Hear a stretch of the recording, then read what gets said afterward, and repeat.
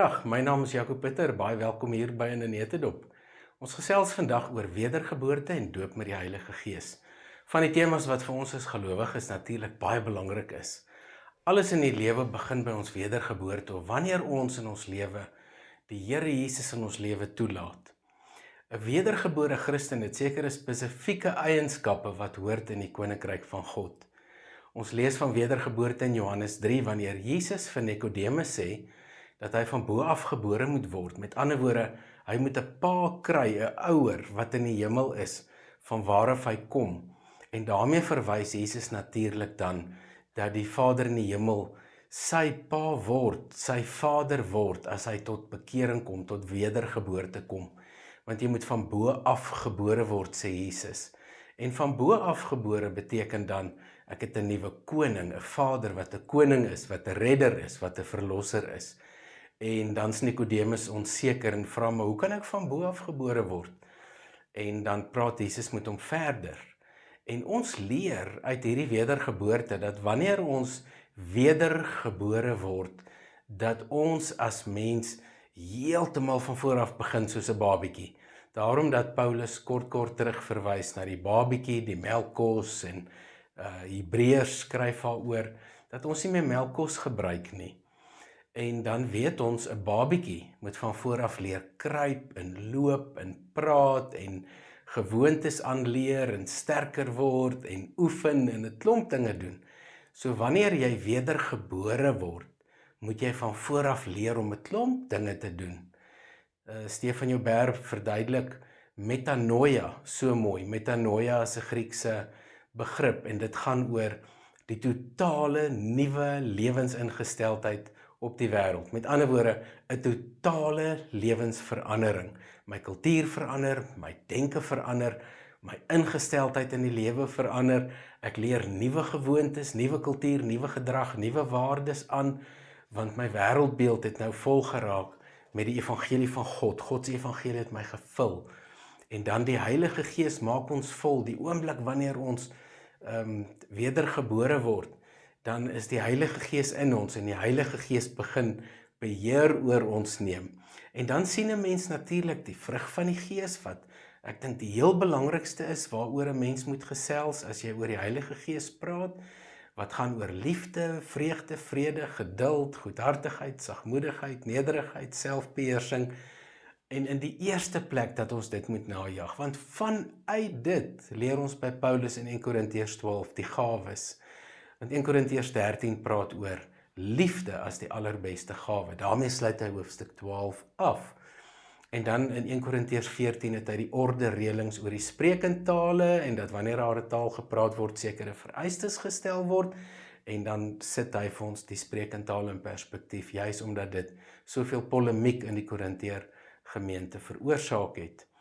Die Heilige Gees help vir ons om deur hierdie metanoia te gaan. En metanoia is hierdie verandering waardeur ons moet gaan. Met ander woorde, ek kan nie 'n kerkchristen wees of 'n Bybelstudie Christen waar ek sê ek woon dinge by die kerk, maar ek het 'n ander lewe aan die buitekant van die kerk nie. So metanoia beteken dit wat ek in die binnekamer in my intieme verhouding met God het, is dieselfde tipe persoon en lewenswyse wat ek in my gesin sal hê en wat ek ook by my werksplek sal hê, wat ek in die kerk sal hê en wat ek in die samelewing sal hê. So daar sal nie 'n verskil wees tussen wie ek is die aand as die deure toe gaan in die huis en wie ek is op al die ander plekke nie. Ek het dan 'n konstante lewensingesteldheid wat gebaseer is, soos ons leer in 1 Johannes, op ons intimiteit, ons verhouding met God. En dan natuurlik ons kindskap. Omdat ons sy kinders is, het ons sekere gedrag, ons het 'n nuwe pa. En daarom sê 1 Johannes, ek skrywe vir julle kinders. Johannes 1 vers 12, almal wat hom aangeneem het, het hy die reg gegee om kinders van God genoem te word. Van bo af gebore, nuwe pa, nuwe vader, nuwe koninkryk, nuwe reëls, ordes, nuwe lewensingesteldheid, manier van lewe en dan 'n totale verandering van wie ons is. Die doop met die Heilige Gees lees ons van in Johannes 1 en Paulus skryf baie duidelik, Johannes skryf baie duidelik, ekskuus daaroor, dat Jesus die een is wat met die Heilige Gees doop. En dan kom ons agter dat die doop met die Heilige Gees 'n goddelike handeling is. Met ander woorde, ons sê, die Here doen dit self. Jesus gee natuurlik ook die belofte waarvan ons lees in Johannes, ek sal vir julle 'n voorspraak stuur, Johannes 14, 'n spesiale helper wat vir julle sal help, wat dan alles sal kom sê wat ek vir julle geleer het. So die Heilige Gees gaan kom herhaal wat Jesus vir ons geleer het. Die Heilige Gees gee wysheid, krag en hy help vir ons met soveel dinge en daar's soveel beskrywings van die Heilige Gees in die Nuwe Testament. Dis altyd gaaf om dit alles weer mooi te gaan oplees.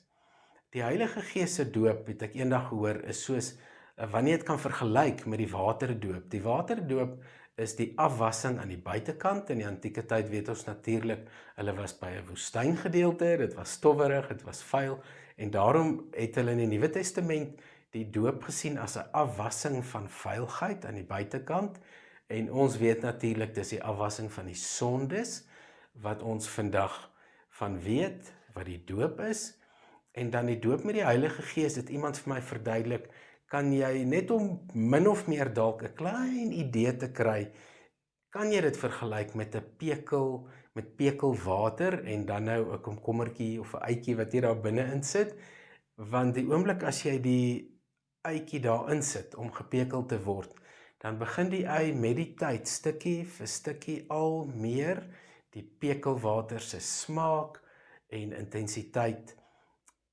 inneem. En dit is wat die doop met die Heilige Gees is. Jy word binne in 'n nuwe kragveld geplaas. Hierdie krag waarvan ons dan lees, is dieselfde krag as wat Jesus uit die dood laat opstaan het. Paulus skryf daarvan in Efesiërs 1 en hy sê vir ons, dit is die Heilige Gees wat hierdie krag vir ons gee, wat in die binnekant van ons is. En die Heilige Gees is dan natuurlik die ene wat ons totaal verander, wat ons help met die metanoia, met die totale lewensverandering wat moet plaasvind. In 1 Tessalonisense 1 lees ons in vers 9, vers 10, julle het julle bekeer van die afgode na die lewende God, die Griekse woordjie epistrefo, wat beteken julle het omgedraai, julle het teruggedraai. Met ander woorde, julle het as ongelowiges weggedraai van die afgode af en julle het gedraai na God toe, die lewende God. En daarom kan julle oor hom praat en daarom getuig julle oor hom. En dan lees ons ook dat Paulus sê, die getuienis van hulle gaan uit in hele Macedonië, want hulle het teruggedraai, hulle het hulle rug gedraai op die sonde. En dan skryf Paulus in Tessalonisense en hy leer vir hulle wat dit beteken dat hulle wêreldbeeld moet verander.